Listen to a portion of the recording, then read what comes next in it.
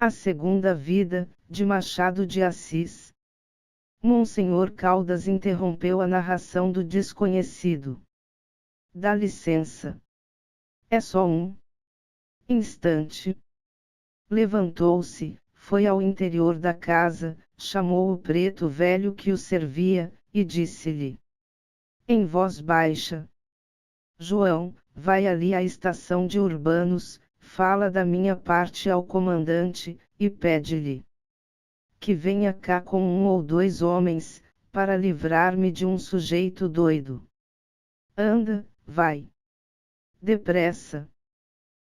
Voltando à sala. Pronto, disse ele, podemos continuar. Como ia dizendo a Vossa Reverendíssima, morri no dia 20 de março de 1860. Às 5h43 da manhã. Tinha então 68 anos de idade. Minha alma voou pelo espaço, até perder a terra de vista, deixando muito abaixo a lua, as estrelas e o sol. Penetrou finalmente num espaço em que não havia mais nada, e era clareado tão somente por uma luz difusa. Continuei a subir, e comecei a ver um pontinho mais luminoso ao longe, muito longe. O ponto cresceu, fez-se sol. Fui por ali dentro, sem arder, porque as almas são incombustíveis. A sua pegou fogo alguma vez? Não, senhor. São incombustíveis. Fui subindo, subindo, na distância de 40.000 léguas. Ouvi uma deliciosa música, e logo que cheguei a 5.000 léguas, desceu um enxame de almas, que me levaram num palanquim feito de éter e plumas. Entrei daí a pouco no novo Sol, que é o planeta dos virtuosos da Terra. Não sou poeta, monsenhor, não ouso descrever-lhe as magnificências daquela estância divina.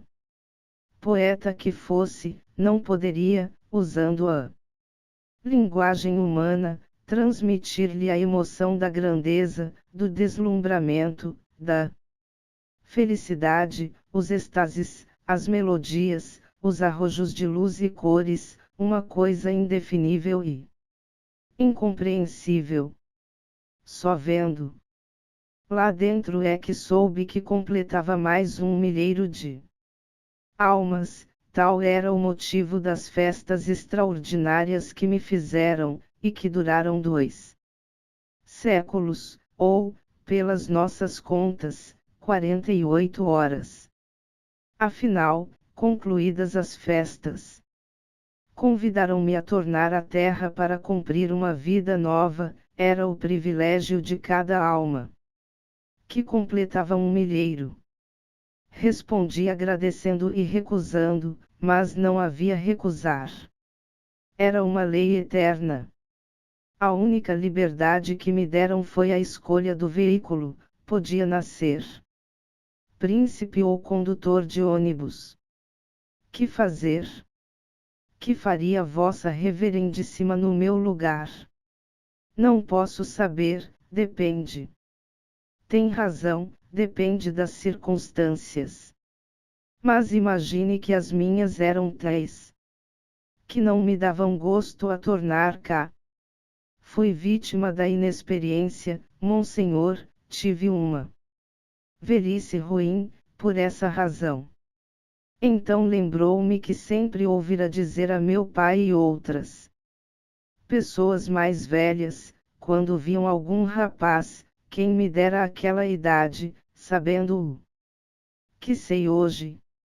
Lembrou-me isto, e declarei que me era indiferente nascer mendigo ou potentado, com a condição de nascer experiente. Não imagina o riso universal com que me ouviram. Jó, que ali preside da província dos pacientes, disse-me que um tal desejo era disparate, mas eu teimei e venci. Daí a pouco escorreguei no espaço, gastei 9 meses a atravessá-lo até cair nos braços de uma ama de leite, e chamei-me José Maria. Vossa Reverendíssima é Romualdo, não? Sim, senhor, Romualdo de Souza Caldas. Será parente do padre Souza Caldas? Não, senhor. Bom poeta o padre Caldas. Poesia é um dom, eu nunca pude compor uma décima. Mas, vamos ao que importa. Conto-lhe primeiro o que me sucedeu, depois lhe direi o que desejo de vossa reverendíssima. Entretanto, se me permitisse ir fumando. Monsenhor Caldas fez um gesto de assentimento, sem perder de vista a bengala que José Maria conservava atravessada sobre as pernas. Este preparou vagarosamente um cigarro. Era um homem de 30 e poucos anos, pálido, com um olhar ora mole e apagado, ora inquieto e centelhante.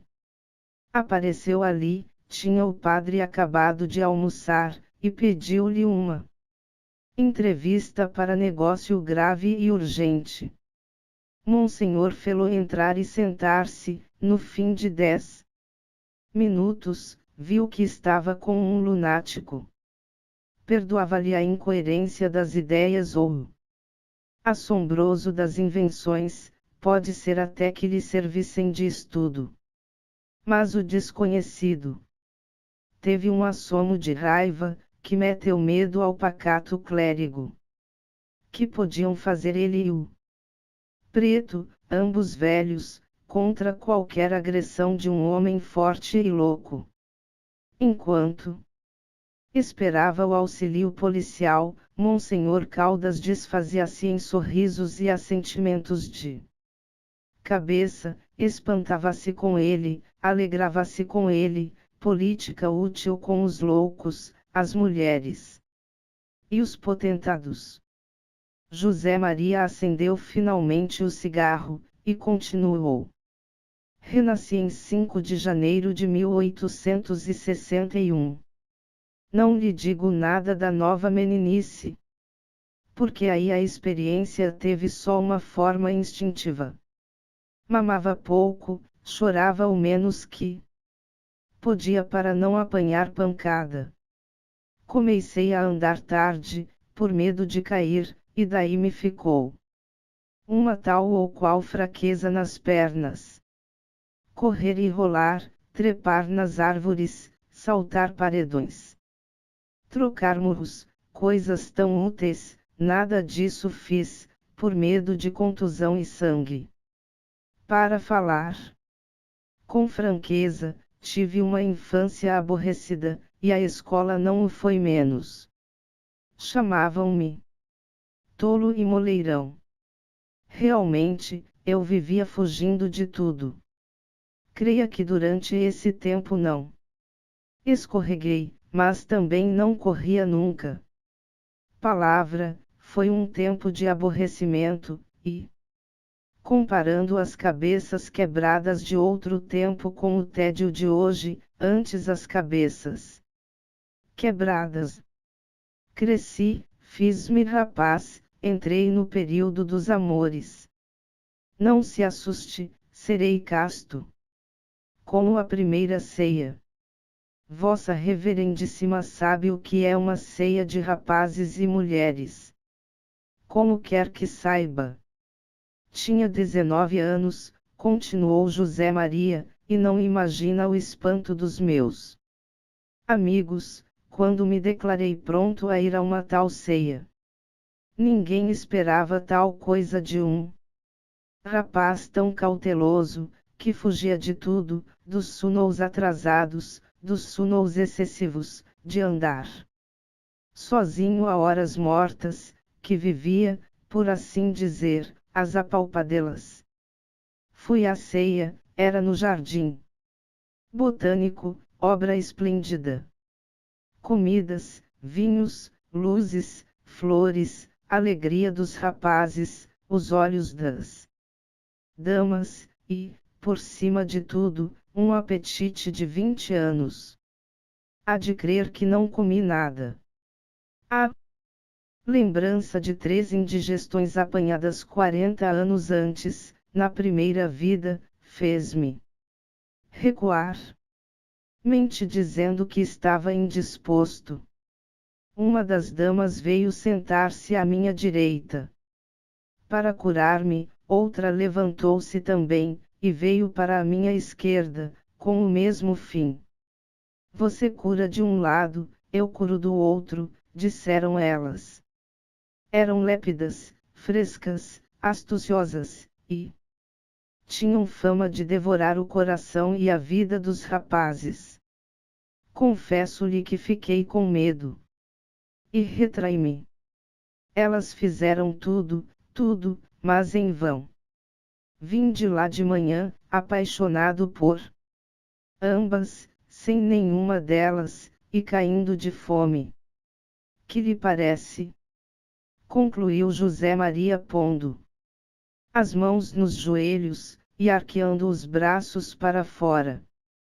Com efeito, não lhe digo mais nada, Vossa Reverendíssima adivinhará o resto. A minha segunda vida é assim uma mocidade expansiva e impetuosa, enfreada por uma experiência virtual e tradicional. Vivo como Eurico, atado ao próprio cadáver. Não, a comparação não é boa. Como lhe parece que vivo? Sou pouco imaginoso. Suponho que vive assim como um pássaro, batendo as asas e amarrado pelos pés. Justamente. Pouco imaginoso. Achou a fórmula, é isso mesmo. Um pássaro, um grande pássaro, batendo as asas, assim. José Maria ergueu-se, agitando os braços, à maneira de asas. Ao erguer-se, caiu-lhe a bengala no chão, mas ele não deu por ela. Continuou a agitar os braços, em pé, defronte do padre, e a dizer que era isso mesmo, um pássaro, um grande pássaro. De cada vez que batia os braços nas coxas, levantava os calcanhares, dando ao corpo uma cadência de movimentos, e conservava os pés unidos, para mostrar que os tinha amarrados. Monsenhor aprovava de cabeça, ao mesmo tempo afiava as orelhas para ver se ouvia passos na escada. Tudo silêncio. Só lhe chegavam os rumores de fora, carros e carroças que diziam. Quitandeiras apregoando legumes, e um piano da vizinhança. José Maria sentou-se. Finalmente, depois de apanhar a bengala, e continuou nestes termos. Um pássaro, um grande pássaro. Para ver quanto é feliz a comparação, basta a aventura que me traz aqui, um caso de consciência, uma paixão, uma mulher, uma viúva. De Clemência. Tem 26 anos, uns olhos que não acabam mais, não digo no tamanho, mas na expressão, e 2 pinceladas de buço, que lhe completam a fisionomia. É filha de um professor jubilado. Os vestidos pretos ficam-lhe tão bem que eu às vezes digo-lhe, rindo, que ela não enviuvou senão para andar de luto. Caçoadas. Conhecemo-nos há um ano, em casa de um fazendeiro de Cantagalo. Saímos namorados um do outro. Já sei o que me vai perguntar, por que é que não nos casamos, sendo ambos livres? Sim, senhor. Mas, homem de Deus, é essa justamente a matéria da minha aventura. Somos livres, gostamos um do outro, e não nos casamos, tal é a situação tenebrosa que venho expor a vossa reverendíssima, e que a sua teologia ou o que quer que seja, explicará, se puder. Voltamos para a corte namorados. Clemência morava com o velho pai, e um irmão. Empregado no comércio, relacionei-me com ambos, e comecei a frequentar a casa, em mata-cavalos. Olhos, apertos de mão, palavras soltas, outras ligadas, uma frase, duas frases. E estávamos amados e confessados. Uma noite, no patamar da escada, trocamos o primeiro beijo. Perdoe estas coisas, Monsenhor, faça de conta que me está ouvindo de confissão. Nem eu lhe digo isto senão para acrescentar que saí dali tonto, desvairado, com a imagem de Clemência na cabeça e o sabor do beijo na boca. Errei cerca de 2 horas, planeando uma vida única, determinei pedir-lhe a mão no fim da semana, e casar daí a 1 mês. Cheguei às derradeiras minúcias, cheguei a redigir e ornar de cabeça as cartas de participação. Entrei em casa depois de meia-noite, e toda essa fantasmagoria voou, como as mutações à vista nas antigas peças de teatro. Veja se adivinha como. Não alcanço. Considerei, no momento de despir o colete, que o amor podia acabar depressa. Tem-se visto algumas vezes. Ao descalçar as botas, lembrou-me coisa pior, podia ficar o fastio. Concluí a toilette de dormir, acendi um cigarro, e, reclinado no canapé, pensei que o costume, a convivência, podia salvar tudo, mas, logo depois adverti que as duas índoles podiam ser incompatíveis, e que fazer com duas índoles incompatíveis e inseparáveis. Mas, enfim, dei de barato tudo isso, porque a paixão era grande, violenta, considerei-me casado com uma linda criancinha. 1, 2, 6, 8, podiam vir 8, podiam vir 10. Algumas aleijadas. Também podia vir uma crise, 2 crises, falta de dinheiro, penúria. Doenças, podia vir alguma dessas afeições espúrias que perturbam a paz doméstica. Considerei tudo e concluí que o melhor era não casar. O que não lhe posso contar é o meu desespero, faltam-me expressões para lhe pintar o que padeci nessa noite. Deixa-me fumar outro cigarro. Não esperou resposta, fez o cigarro, e acendeu-o. Monsenhor não podia deixar de admirar-lhe a bela cabeça, no meio do desalinho próprio do estado, ao mesmo tempo notou que ele falava em termos polidos, e, que apesar dos rompantes mórbidos, tinha maneiras. Quem diabo podia ser esse homem? José Maria continuou a história, dizendo que deixou de ir à casa de Clemência, durante 6 dias, mas não resistiu às cartas e às lágrimas. No fim de uma semana correu para lá, e confessou-lhe tudo, tudo. Ela ouviu-o com muito interesse, e quis saber o que era preciso para acabar com tantas cismas, que prova de amor queria que ela lhe desse. A resposta de José Maria foi uma pergunta. Está disposta a fazer-me um grande sacrifício? Disse-lhe eu. Clemência jurou que sim. Pois bem, rompa com tudo, família e sociedade, venha morar comigo, casamo-nos. Depois desse noviciado, compreendo que vossa reverendíssima arregale os olhos. Os dela encheram-se de lágrimas, mas, apesar de humilhada, aceitou tudo. Vamos, confesse. Que sou um monstro. Não, senhor. Como não? Sou um monstro. Clemência veio para minha casa, e não imagina as festas com que a recebi. Deixo tudo, disse-me ela, você é para mim o universo. Eu beijei-lhe os pés, beijei-lhe os tacões dos sapatos. Não imagina o meu contentamento. No dia seguinte, recebi uma carta tarjada de preto, era a notícia da morte de um tio meu, em Santana do Livramento, deixando-me 20.000 contos. Fiquei fulminado. Entendo, disse-a.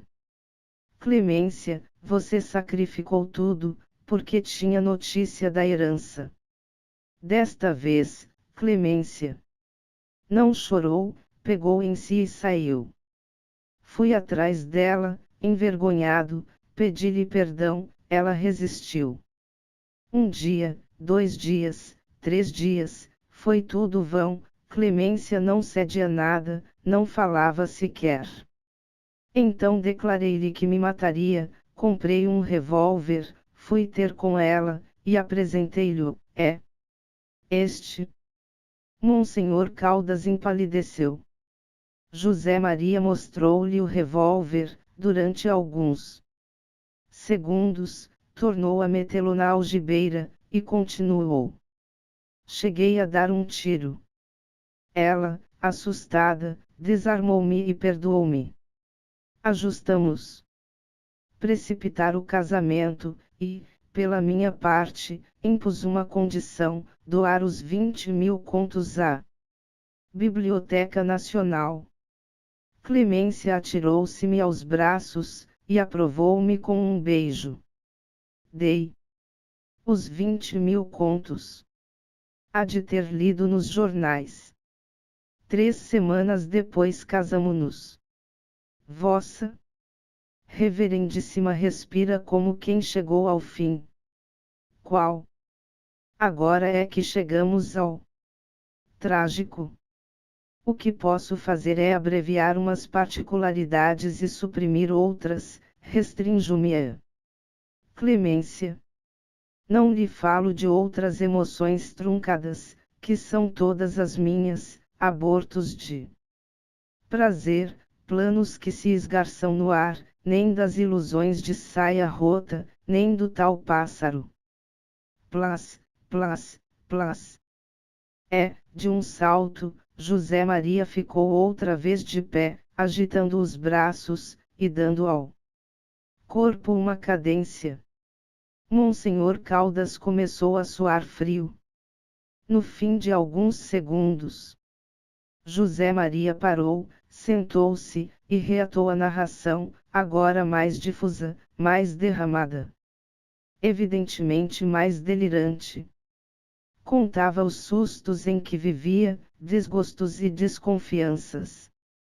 Não podia comer um figo às dentadas, como outrora, o receio do bicho diminuía-lhe o sabor.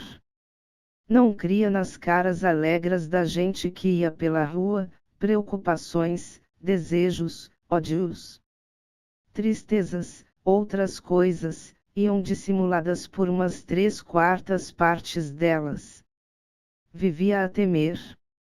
Um filho cego ou surdo-mudo, ou tuberculoso, ou assassino, etc. Não conseguia dar um jantar que não ficasse triste logo depois da sopa, pela ideia de que uma palavra sua, um gesto da mulher, qualquer falta de serviço podia sugerir o epigrama digestivo, na rua, debaixo de um lampião. A experiência dera-lhe o terror de ser empulhado. Confessava ao padre que, realmente, não tinha até agora lucrado nada, ao contrário, perdera até, porque fora levado ao sangue. Ia contar-lhe o caso do sangue. Na véspera, deitara-se cedo, e sonhou Com quem pensava o padre que ele sonhou? Não atino. Sonhei que o diabo lia-me o Evangelho. Chegando ao ponto em que Jesus fala dos lírios do campo, o diabo colheu alguns e deu-mos. Toma, disse-me ele, são os lírios da Escritura, segundo ouviste, nem Salomão em toda a pompa pode ombrear com eles. Salomão é a sapiência. E sabes o que são estes lírios, José? São os teus 20 anos. Fitei-os. Encantado, eram lindos como não imagina. O diabo pegou deles, cheirou-os e disse-me que os cheirasse também. Não lhe digo nada, no momento de os chegar ao nariz, vi sair de dentro um réptil fedorento e torpe, dei um grito, e arrojei para longe as flores. Então, o diabo, escancarando uma formidável gargalhada, José Maria, são os teus 20 anos. Era uma gargalhada assim, cá, cá, cá, cá, cá. José Maria ria à solta, ria de um modo estridente e diabólico. De repente, parou. Levantou-se, e contou que, tão depressa abriu os olhos, como viu a mulher diante dele aflita e desgrenhada. Os olhos de Clemência eram doces, mas ele disse-lhe que os olhos doces também fazem mal. Ela arrojou-se-lhe aos pés. Neste ponto a fisionomia de José Maria estava tão transtornada que o padre, também de pé, começou a recuar, trêmulo e pálido. Não, miserável! Não? Tu não me fugirás! Bradava José Maria investindo para ele. Tinha os olhos esbugalhados, as têmporas latejantes, o padre ia recuando, recuando pela escada. Acima ouvia-se um rumor de espadas e de pés. A segunda vida, de Machado de Assis. Fonte: Assis, Machado de. Volume de Contos. Rio de Janeiro, Garnier, 1884. Texto proveniente de A Biblioteca Virtual do Estudante Brasileiro, a Escola do Futuro da Universidade de São Paulo. Permitido o uso apenas para fins educacionais. Texto base digitalizado por edição eletrônica produzida pela Costa Flose Limitada. Revisão: Sandra Flose / edição, Edson Costa Flose e Nancy Costa. Este material pode ser redistribuído livremente, desde que não seja alterado, e que as informações acima sejam mantidas. Para maiores informações, escreva para. Estamos em busca de patrocinadores e voluntários para nos ajudar a manter este projeto. Se você quer ajudar de alguma forma, mande um e-mail para e saiba como isso é possível.